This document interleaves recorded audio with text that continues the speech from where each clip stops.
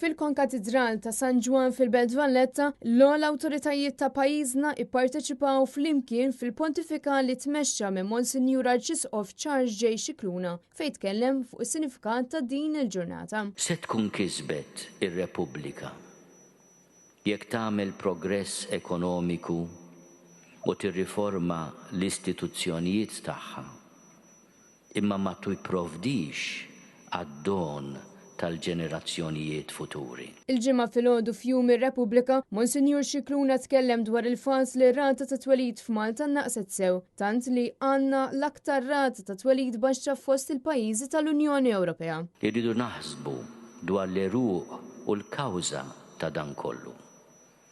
U fl-interess tal-wirt tagħna u l-preservazzjoni tal-etniċità tagħna jeħtieġ li nkunu proattivi fil-promozzjoni tal-barka tal-uliet fil-familji tagħna. Iżda sabiex iseħħ dan huwa appella lill-Gvern li jirrikonoxxi u jaġixxi dwar ta' sitwazzjonijiet li qed jaffettwaw lill-poplu. Pagi ġusti, akkomodazzjoni affordabbli, rikonoxximent lejn il-kontribut tal-ommijiet u l-missirijiet li jieħdu ħsieb ta' wliedhom, servizzi soċjali anċillari u faċilitajiet ta' kura u ħarsien.